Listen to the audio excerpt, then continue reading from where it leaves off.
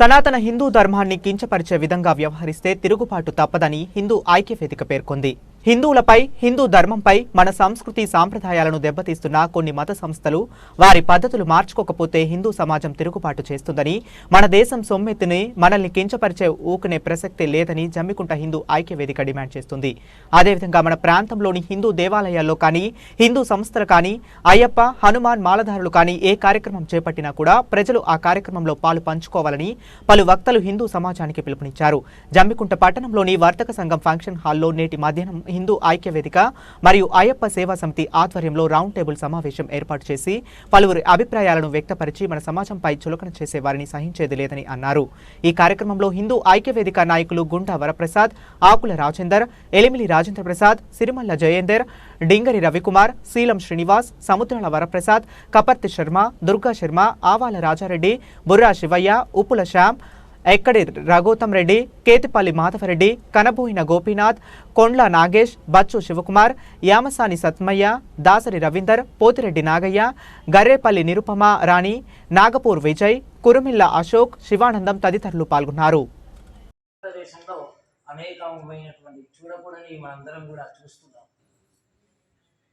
ప్రస్తుతం ఉన్నటువంటి ఒక పరిస్థితులలో కూడా అని మీకు తెలిసినట్టు దాని గురించి వివరించిన అవసరం లేదు.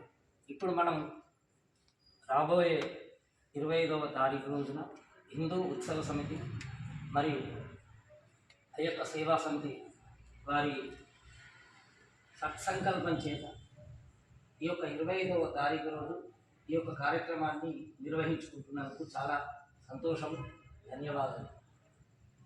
ముఖ్యంగా భారతదేశంలో కూడా ప్రతి ఒక్క హిందువు కూడా చైతన్యంగా రావాలంటే కనీసం ఒక 500 మంది అయినా 300 మంది అయినా ప్రతి ఒక్క వాళ్ళకు ఒక్కొక్క దేవత ఏదైనా ఫెస్టివల్స్ అయినా కూడా ఉంటుంటాయి. చాలా వెంకటేశ్వర స్వామి కానీ ఇప్పుడు అయ్యప్ప స్వామి వాళ్ళకు మనసులో వచ్చి చేసిన అట్లనే ప్రతి ఒక్క దేవాలయాన్ని కూడా మనం అందరం ఇదే విధంగా ముందుకు వెళ్తూ అందరినీ కూడా ప్రజలందరినీ కూడా ఉత్తేజపరుస్తూ ఈ యొక్క హిందూ ధర్మాన్ని మరీ విపరీతంగా, అద్భుతంగా, అద్వితీయంగా, అమోఘంగా అందరికీ అర్థమయ్యేటట్టు చెప్తూ ఇతర మతాల కన్నా దీంట్లో ఉన్నటువంటి ఒక నిర్దిష్టమైనటువంటి వ్యవస్థ ఏమున్నదనేది మన అందరం కూడా ఈ సమితి ద్వారా, ఈ ఉత్సవ సమితి అలాగే అయ్యప్ప సేవా సమితి ద్వారా ఈ ఫస్ట్ కార్యక్రమం జరగబోతున్నది. కాబట్టి అందరూ కూడా రావాల్సిందే.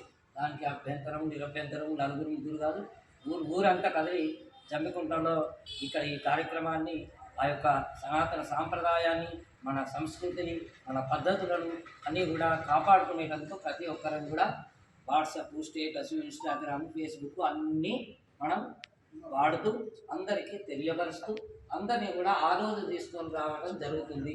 దాంట్లో ఎటువంటి అభ్యంతరం, నిరభ్యంతరం అంటే జరుగుతున్న దైవ కార్యక్రమం ఏదైతే వాటి పాల్గొనాలని చెప్పేదంతా ఉంటే బాగుంటుంది. అది చెప్తూ జనాలు తగ్గిస్తే మన హిందుత్వం పైన, దేశం పైన, సనాతన ధర్మం మీద ఒకటి అవకాశం మనకు కలుగుతుంది కనుక ఆ విధంగా ముందు చేస్తే బాగుంటుందని వేద ప్రతినిధులు తెలియజేస్తుంది. లక్ష్మి మహాలక్ష్మి ప్రతిష్ట జరిగింది అంటే ఫస్ట్ చేసే పని ఇంట్లోడు బయటకు పోవద్దు, బయటోడు ఇంట్లోకి రావద్దు. అంటే బయట వాళ్ళు రావాలనే ఉద్దేశం. అక్కడ ఒక కట్టు, అది భయమా భక్త తర్వాత ఆడిబిడ్డ ఖచ్చితంగా అక్కడ ఉండాల్సిందే అని ఏమైందంటే ఆ ఊరు వాళ్ళు 3వ రోజు బయటకు పోరు. ఇంతమంది మా కళ్ళకు కనబడతారంటే మా కళ్ళకు ఎవరికి పొద్దు పెట్టడం పెట్టలేదు. ప్రతి ఒక్క 1000 మంది ఉంటారు, 10,000 మంది ఉంటారు ఆ గ్రామంలో. అన్ని కులాల వారికి బొట్టు వచ్చిందా, కంకణం వచ్చిందా, ఇప్పుడు పెద్దోడా చిన్నోడా మాకు సంబంధం లేకుండా అప్పుడు మేము దాన్ని చూసుకుంటా ఉన్నాం. అక్కడ మేము 5 గారిలో ఉంటాం. ఇట్లనే జమ్మికుంటారు కూడా ఇది శాస్త్ర అనేటువంటి దేవత మొత్తం ధర్మానికైనా ఆ శంకరుని తర్వాత ఉద్భవించిన ఒక ధర్మానికి ఒక ప్రతీక, మొత్తం ఆయన ఒక రూపం. అంటే ఆ రోజు భూలక్ష్మి అన్నట్టుగానే ఉండాలి. అంటే ప్రతి ఆ 25 డిసెంబర్ నాడు మాత్రం ఊళ్ళోకి వెళ్ళి బయటకు పోయినటువంటి పరిస్థితి మొత్తం వాతావరణం కనబడాలి.